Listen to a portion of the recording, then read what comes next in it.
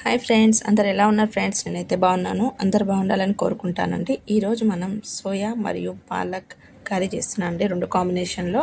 పాలకూర హెల్త్కి అయితే చాలా మంచిదండి. 5 కట్టలు పాలకూర తీసుకున్నాము. సోయాబీన్ ఇలా ఒక గిన్నెలో చిన్న కటోరడంతా తీసుకున్నాము, 2 కటోరడంతా.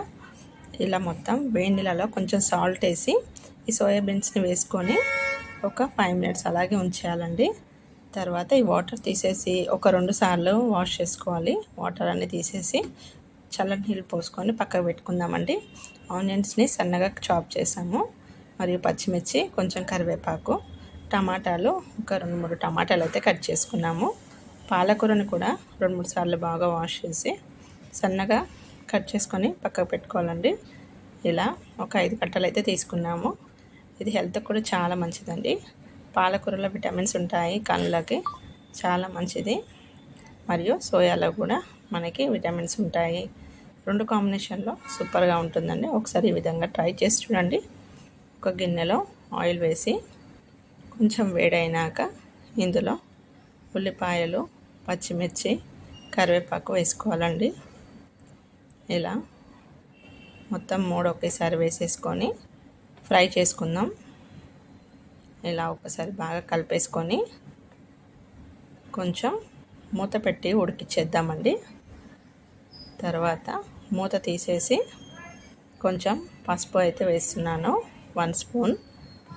కొంచెం అల్లం వెల్లిపాయ పేస్ట్ 1 స్పూన్ వేసి బాగా కలుపుకోవాలండి. ఇలా మొత్తం ఆనియన్స్తో పాటే ఉడికించాలి. బాగా మొత్తం ఒకసారి కలిపేసుకుందాం. ఇందులోనే మనం సోయాబీన్స్ని కూడా వేసుకోవాలండి.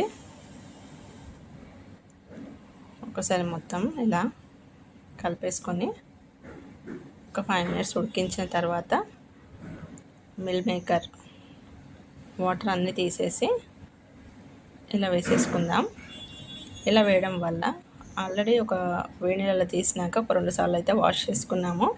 ఇలా చేయడం వల్ల స్మెల్ అనేది వెళ్ళిపోతుందండి. ఇలా ఒక్కసారి మొత్తం మిక్స్ అయ్యేలాగా కలిపేసుకోవాలి. మొత్తం కలిపేసుకున్న తర్వాత ఒక 5 మినిట్స్ అయితే ఉడికిచ్చేద్దామండి. తర్వాత ఇందులో కొంచెం కారం, కొంచెం సాల్ట్ అయితే వేసుకుంటున్నాము. పచ్చిమిర్చి వేసాము. కారం వద్దని కూడా స్కిప్ చేయొచ్చండి. కారం ఎక్కువ తినే వాళ్ళైతే లైట్గా వేసుకుంటే సరిపోతుందండి. ఉప్పు, కారం అంతా మిల్ మేకర్కి పట్టేలాగా కలిపేసుకోవాలి. ఇలా మొత్తం ఒక్కసారి బాగా కలిపేసుకోవాలండి. ఇలా మొత్తం కలిపేసుకొని టమాటా కూడా వేసేసి ఉడికించాలి. ఇప్పుడైతే ఇది కొంచెం ఉడికిన తర్వాత పాలకూరని వేసుకుంటున్నాము. పాలకూర మనకి త్వరగానే ఉడికిపోతుందండి.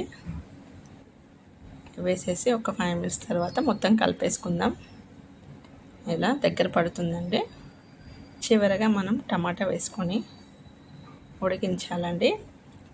టేస్ట్ కూడా చాలా బాగుంటుందండి. రోటికి ఇంకా బాగుంటుంది, రైస్లో కూడా బాగుంటాయండి. ఇలా ఒకసారి ట్రై చేసి చూడండి ఫ్రెండ్స్. వాటర్ ఏం వేయకుండా ఇలా అయితే చేస్తున్నాము. టమాటా వేసి ఒక 5 మినిట్స్ ఉడికించాలండి. మసాలాలు కూడా ఏం వేయట్లేదు. కావాలి అంటే ఏమైనా మసాలాలు, జీలకర్ర పొడైనా, ధనియాల పొడైనా వేసుకోవచ్చు. వీడియో నచ్చితే లైక్ అండ్ షేర్, సబ్స్క్రైబ్ అండి. థ్యాంక్స్.